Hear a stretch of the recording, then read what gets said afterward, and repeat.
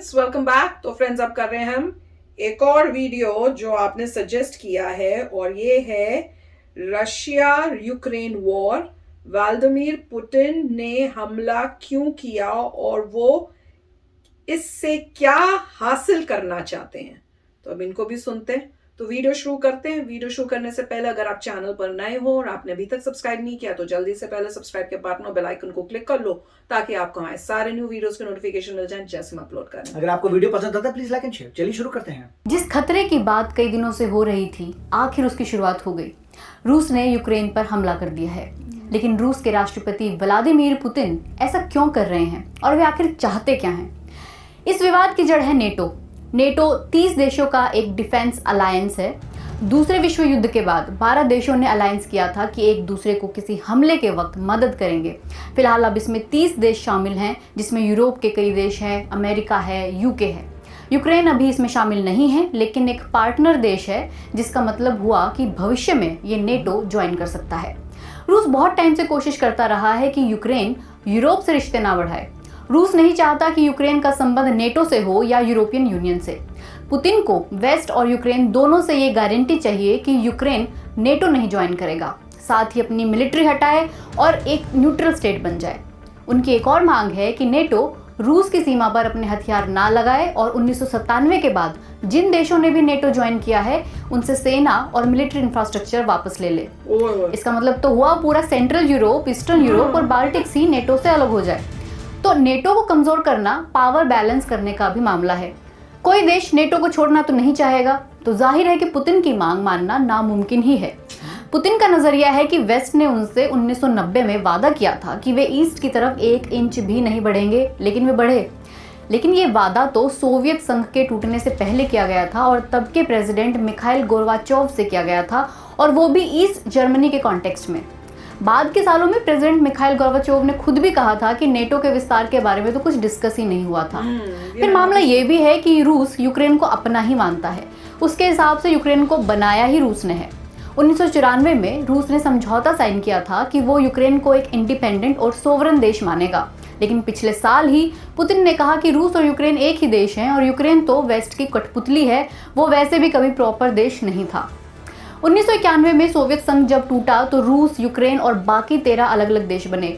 इनकी अपनी सरकारें, इकोनॉमी और कानून हैं, लेकिन यूक्रेन के कई लोग रूस से ज़्यादा रिलेट करते हैं। ईस्ट यूक्रेन में रशियन मेन लैंग्वेज है। कल्चरली, सोशली दोनों आपस में जुड़े हुए हैं। यूक्रेन के कुछ हिस्सों में रूस समर्थित अलगाववादियों ने भी अपना कब्जा जमा रखा है। लुहांस्क और दोनेत्स्क वही क्षेत्र हैं जो पिछले 8 साल से इन अलगाववादियों के कंट्रोल में है, और अभी 21 फरवरी को इन दोनों जगहों को रूस ने मान्यता भी दे दी। 2014 में इन रूस समर्थित अलगाववादियों ने यूक्रेन पर हमला किया था और इन क्षेत्रों को कब्जे में ले लिया था। यूक्रेन और वेस्ट कंट्रीज का कहना है कि इन सेपरेटिस्ट को रूस मदद कर रहा था। रूस तो इस बात से इनकार करता रहा है। उसी वक्त रूस ने भी यूक्रेन के क्रीमिया पर कब्जा कर लिया। 2015 में युद्ध रुका, समझौता हुआ, लेकिन फिर भी टेंशन खत्म नहीं हुई इन दोनों के बीच। पुतिन का यह भी तर्क है कि अगर यूक्रेन नेटो ज्वाइन कर लेगा तो नेटो क्रीमिया को छीन लेगा।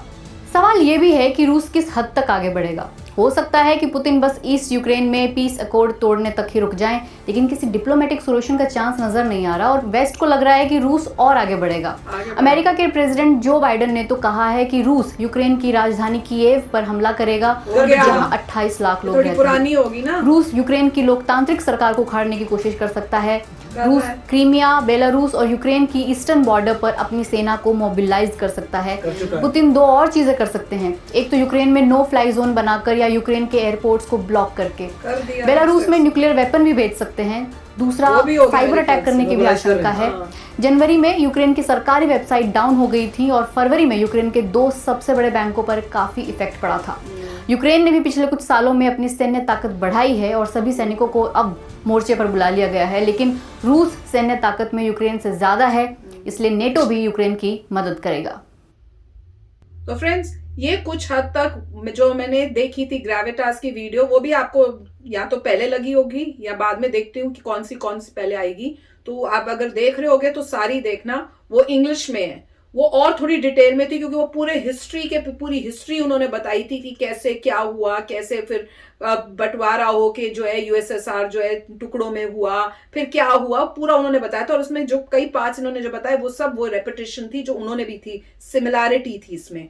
तो वही, और इसमें जैसे बता रहे थे ना कि पहले बोला गया पर वो जर्मनी से रिलेटेड बोला गया था, वो ऐसी कोई मतलब वो बात नहीं थी कि हम आगे नहीं आएंगे, नेटो नहीं आएगा, मतलब उस टाइप से। तो वो उसमें भी उन्होंने बताया था। तो वही मैं हैरान हो रही थी कि जब हमने वो ये तीसरी वीडियो जो की है जिसमें वो कह रहे थे कि डील नेटो ने साइन की हुई थी कि भैया हम तो कोई भी जो बाउंड्री है या उस एरिया में आएंगे ही नहीं, तो मैं उसी बात में हैरान हो गई थी कि मैंने जो वीडियो सुनी थी उसमें तो ऐसा कुछ था नहीं। वो तो बोल रहे थे कि पुतिन चाहते हैं कि भैया ऐसा करे अभी। मिखाइल गोर्बाचोव बोलते नहीं, उन्होंने कहा था ऐसा कुछ नहीं हुआ, बल्कि उन्होंने ये बोला था। तो वही मैं बहुत कंफ्यूज हो रही थी, इतनी सारी में अलग अलग में कुछ मिल रहा है, कहीं कुछ मिल रहा है, पर ये दो जो वीडियोज है इन्होंने जो है वही सेम बात की है। नहीं, देखिए पॉइंट यही है, जैसे मैंने पहले भी कहा था, जो रशिया के साथ अलाइंड हैं या रशिया से जिनके रिलेशनशिप अच्छे हैं वो रशिया के साथ देंगे, जो यूरोपियन देशों के साथ हैं, यूएस के साथ हैं, वो उसका साथ देंगे। हर बंदा अपनी स्टोरी बताएगा, मगर इसमें फ़र्क ये है कि अगर चाहे नेटो ने अपना इन्फ्लुएंस बढ़ाया हो, मगर पीसफुल तरीके से बढ़ाया है। यूक्रेन की गवर्नमेंट, अगर यूक्रेन के लोग कहते हैं कि हाँ हमें नेटो बनना है, तो वो उनकी मर्जी है। चाहे आपने लोग कहेंगे नहीं आपने वहां पे लोग कर दिया, तो ठीक है, आपको मना किसने किया था? किसको रशिया ने मना किया था कि अपना इन्फ्लुएंस कम कर दे यूक्रेन में, राइट? साथ में था यूक्रेन एक समय में यूएसएसआर का पार्ट था, फिर वो सेपरेट हुआ, तो इसका मतलब है सोवियत यूनियन का अगर पहले कोई पार्ट था और फिर सेपरेट होता है, तो रशिया का मैक्सिमम जान पहचान है उस एरिया से, मैक्सिमम नो हाउ है, तो रशिया का इन्फ्लुएंस इतना ज्यादा होना चाहिए था कि यूक्रेन हमेशा जुड़े रहता उनके साथ। मगर ऐसा हुआ? ऐसा नहीं हुआ।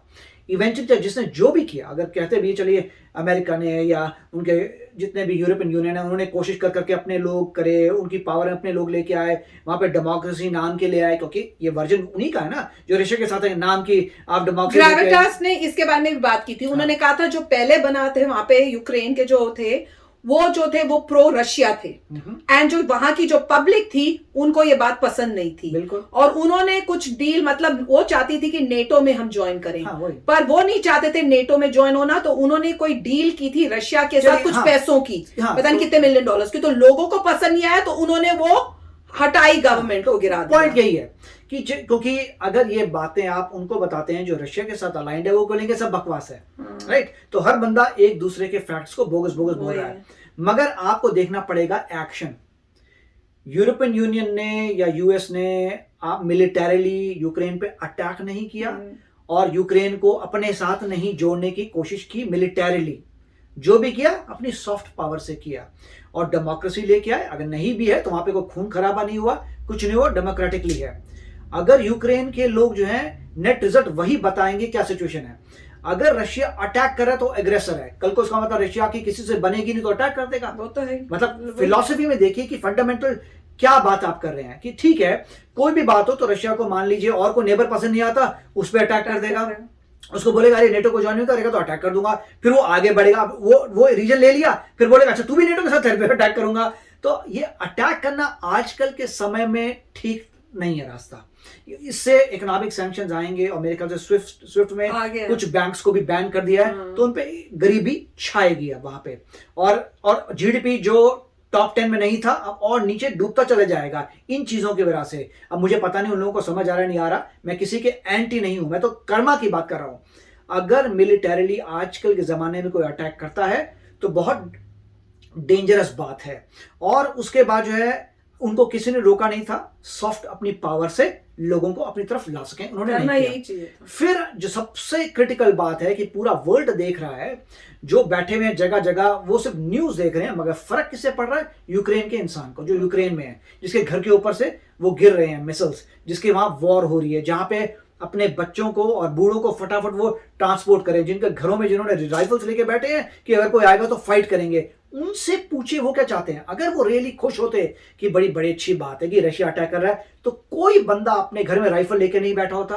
कोई बंदा जो है इस तरह से भागता नहीं, बोलते भागने की जरूरत है, हमारे लोग ही आ रहे हैं, हमें लिबरेट करें, प्रॉब्लम क्या है। मगर यूक्रेन का इंसान क्या बोल रहा है, यूक्रेन का प्रेसिडेंट क्या बोल रहा है, यूक्रेन के लोग क्या बोल रहे हैं? वो बोल रहे हैं कि तुमने हमारे पे अटैक किया, हमारे बच्चे बूढ़े निकलेंगे, हम वहीं रुकेंगे और फाइट करेंगे आखिरी दम तक, हमारे घर में राइफल्स हैं, जो हो जाए फाइट करेंगे। अगर आपको नहीं आ रही है न्यूज तो आपकी तो कंट्री हर एक कंट्री की है, जिसका जहां पे इन्फ्लुएंस है वो उस टाइप के मीडिया को नहीं आने देगा। उसके लिए आपको वीपीएन चाहिए। वीपीएन लीजिए या कुछ भी लीजिए और दुनिया भर की न्यूज देखिए कि यूक्रेन के लोग क्या कह रहे हैं।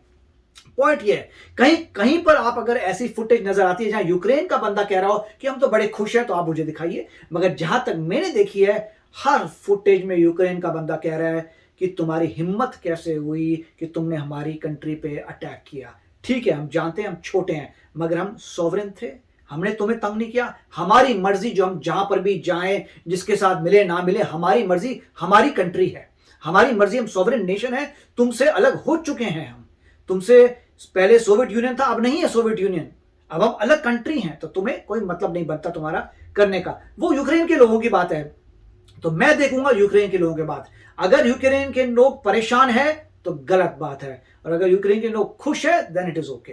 तो ये तो अल्टीमेटली यूक्रेन के लोगों पे ही डिपेंड करता है। तो अच्छा वीडियो था। यस फ्रेंड्स, तो चलो चलते हैं, मिलेंगे नेक्स्ट वीडियो में बहुत ही जल्द। Till then take care and bye bye. तो अगर आप मेरे इस चैनल पे नए हो तो जल्दी से सब्सक्राइब के बटन को हिट करो और बेल आइकन को क्लिक करो, ताकि आपको मेरा जब नया वीडियो मैं लगाऊं आपको उसके बारे में जल्दी से पता चल जाए।